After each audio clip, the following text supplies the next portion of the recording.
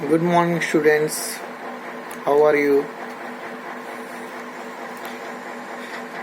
तो बच्चों, आज हम कक्षा 8 की गणित ऑनलाइन तरीके से अध्ययन करते हैं। जैसा कि ये देखिए आपके सामने ये कक्षा 8 की मैथमेटिक्स की टेक्स्ट बुक है, बेसिक शिक्षा परिषद की,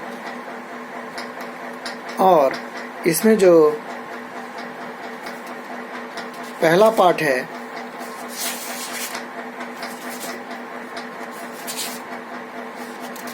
वह है रेशनल नंबर। पहला पार्ट जो है वो है रेशनल नंबर। रेशनल नंबर यानी कि परिमेय संख्या, परिमेय संख्याएं। तो आज हम परिमेय संख्याओं के बारे में अध्ययन करेंगे, लेकिन परिमेय संख्याओं को जानने से पहले हम थोड़ा सा कुछ चीज़ों के बारे में जान लेना ज़रूरी समझते हैं। जैसे प्राकृतिक संख्या किसे कहते हैं?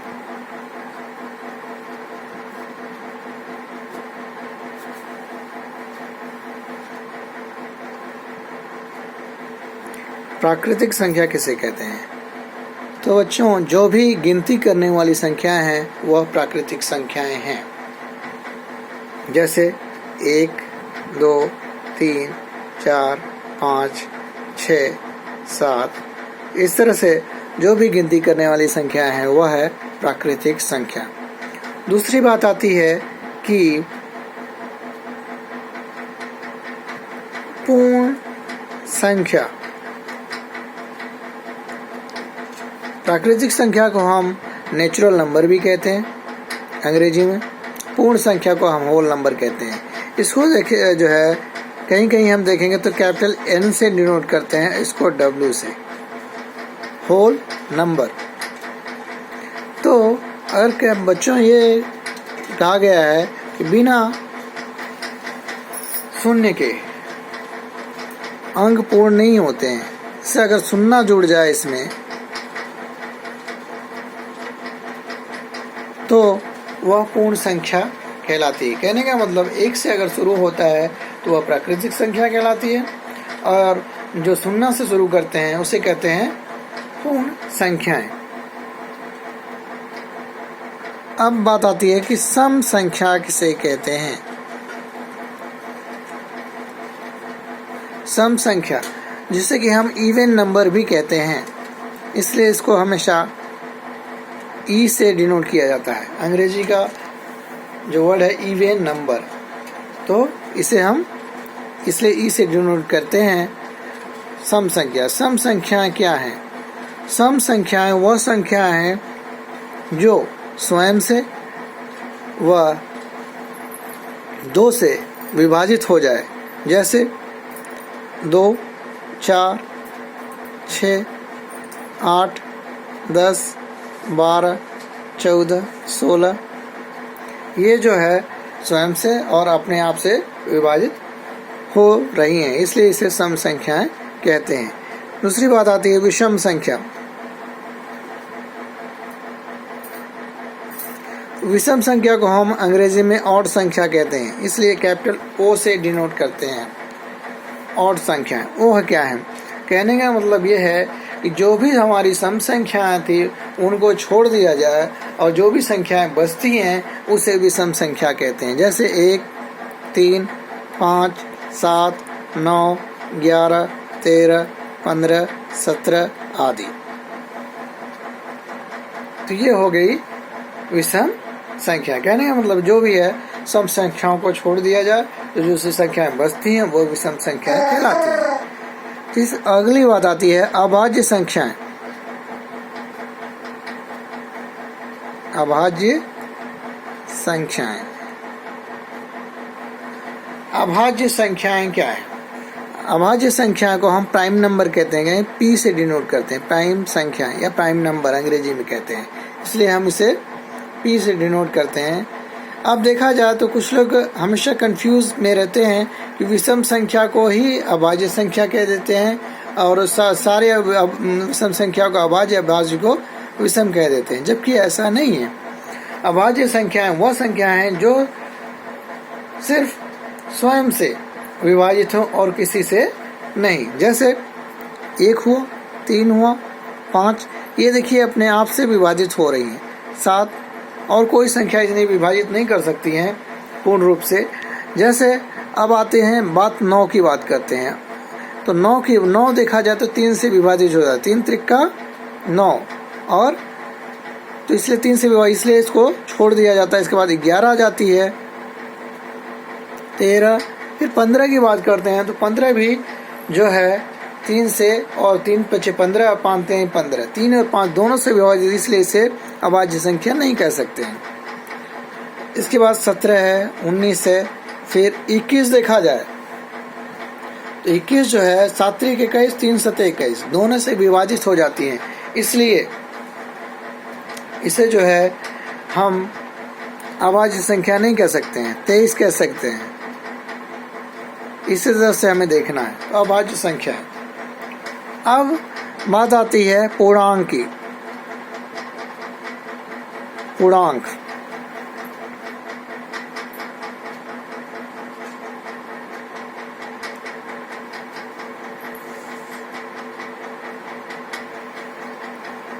जिसे हम अंग्रेजी में इंटीजर्स कहते हैं और कैपिटल लेटर जेड से प्रदर्शित करते हैं। कैपिटल लेटर जेड से इंटीजर्स कहते हैं, जिसे हम इंटीजर्स कहते हैं। अब बात आती है इंटीजर्स है क्या। इंटीजर्स पूर्णांक, पूर्णांक का मतलब होता है कि जितनी भी संख्याएं हैं इस ब्रह्मांड में, चाहे वो निगेटिव हो, कहने का मतलब ऋण संख्याएं हो, चाहे धन संख्याएं हो, और या शून्य के साथ हो, तो उसे क्या कहेंगे, पूर्णांक।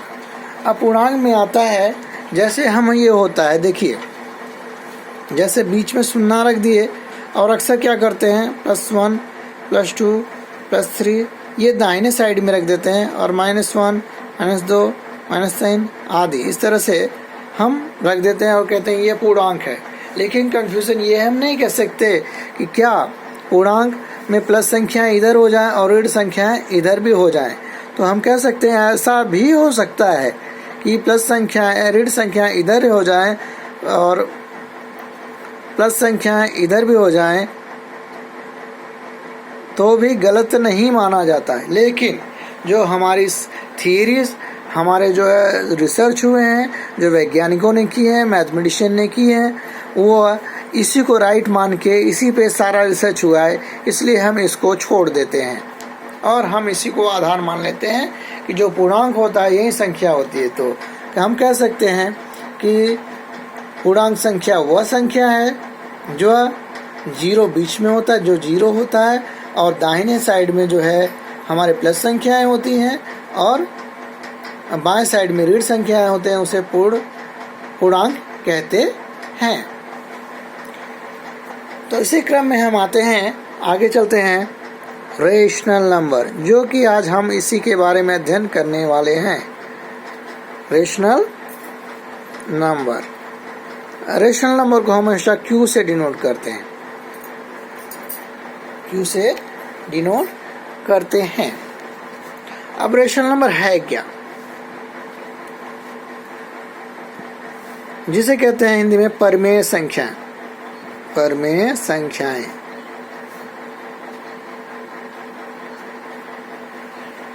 तो परमेय संख्या है क्या। परमेय संख्या जो होती हैं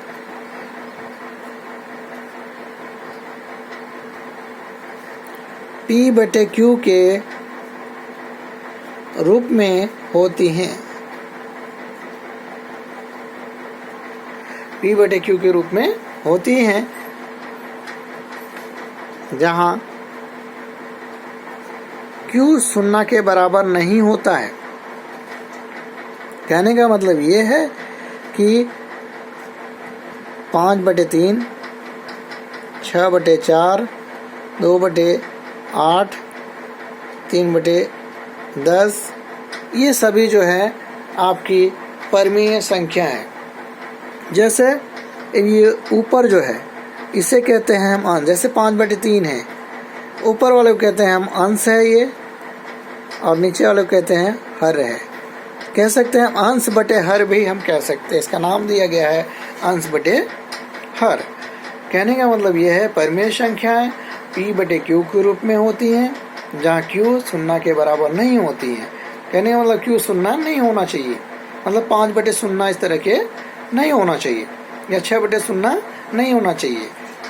अगर कभी कभी हम कंफ्यूज होते हैं क्या 6 परिमेय संख्या है, तो हम कहेंगे हाँ 6 एक परिमेय संख्या है, क्योंकि 6 बटे 1 हो जाएगा, जहाँ q बराबर 1 हो जाता है और q शून्य के बराबर नहीं है, तो ये परिमेय संख्या है। मतलब हम 5 लिख दें, 7 लिख दें, 210 लिख दें, सारी परिमेय संख्याएं इसके बटे 1 होता है।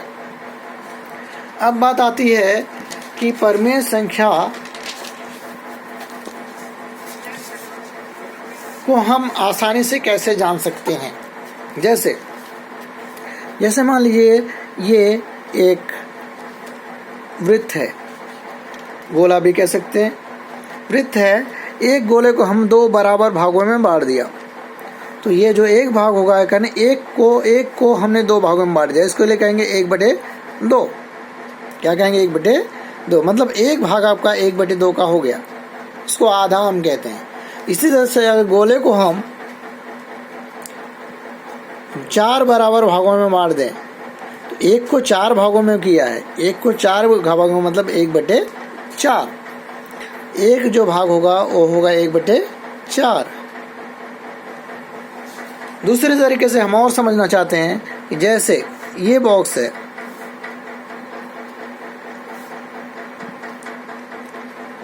दो, 3, 4। अब इसमें देखिए कितने खाने हैं, 1, 2, 3, 4, 5 बराबर खाने हैं, 5 खाने हैं। हम एक खाने को इस तरह से रंग देते हैं, एक खाने को रंग है, पूरा टोटल कितना है, एक खाने को रंग दिया और पूरा खाने 1, 2, 3, 4, 5, तो इसे लिखेंगे 1/5, यानी एक भाग 1/5 का होगा, रंगा हुआ भाग।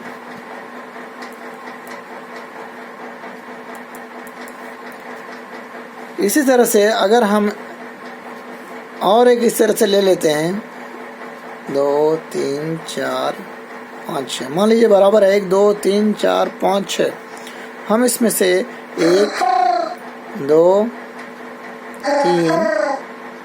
3 भागों को हमने रंग दिया, तो पूरे कितने 6 बॉक्स हैं, तो 6 में से मैं 3 रंगा, मतलब 3 रंगा, और टोटल कितना पूर्ण कितने से 6 थे, तो इसको लिखेंगे 3/6। अब बात आती है कि परिमेय संख्याओं का जोड़।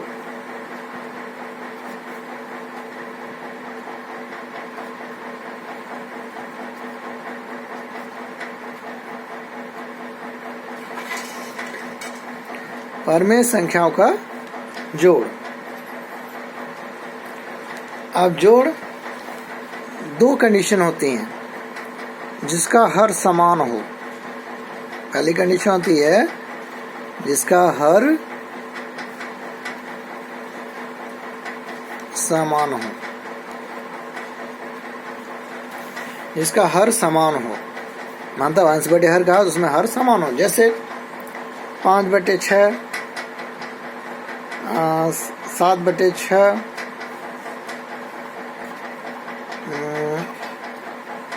11/6, 15/6, यानी कि सबके देख रहे हैं आपकी हर समान है।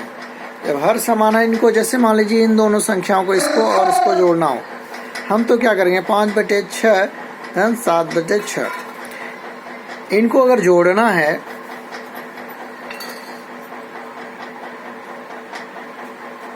तो हम देख रहे हैं हर बराबर है। जब हर बराबर है तो हमें सीधा सीधा ये होता है, हर को 6 लिख देते हैं, और लसा की विधि से भी देखेंगे तो लसा की विधि से भी 6 आएगा। लेकिन अगर दोनों हर समान हैं तो हमें सीधा सीधा 6 लिख देना चाहिए बटे में। इसके बाद जो है 5 और 7 को सीधा सीधा जोड़ देना चाहिए, तो 5 और 7 हो गया 12/6, ये हो गया जोड़।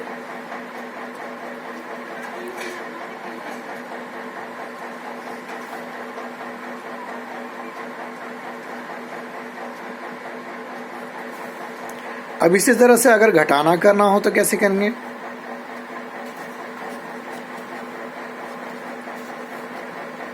घटाना जब अगर करना हो तो हम क्या करेंगे, जैसे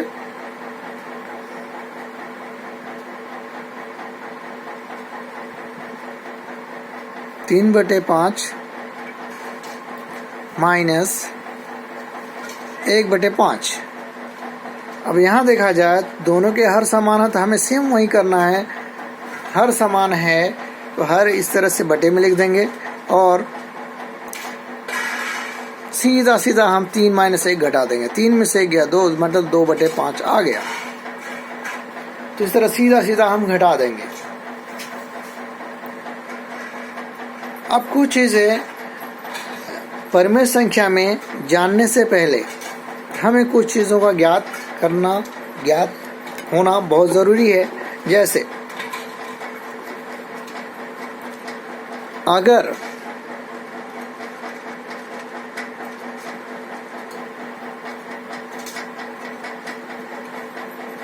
एक प्लस है और एक माइनस है तो हमें क्या करना होगा?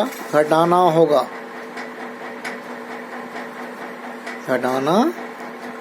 होगा। एक माइनस है एक प्लस है तो ये भी घटाना होगा।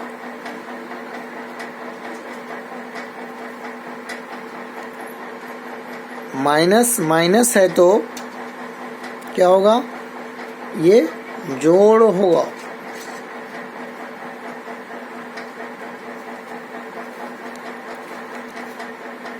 और प्लस प्लस है तो वो तो जोड़ होगा ही। लेकिन हमें इस बात का ध्यान रखना है, चिन्ह जो कि हम प्लस माइनस रखते हैं, चिन्ह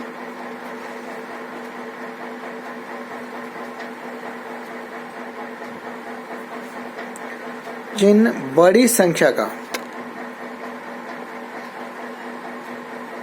चिन्ह जो होती है वो बड़ी संख्या वाली ही लगाते हैं।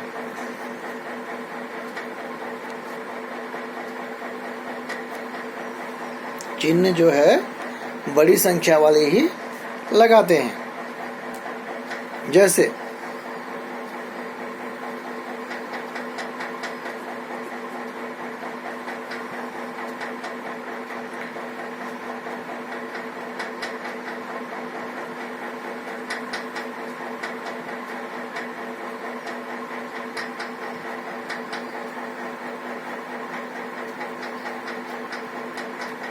जैसे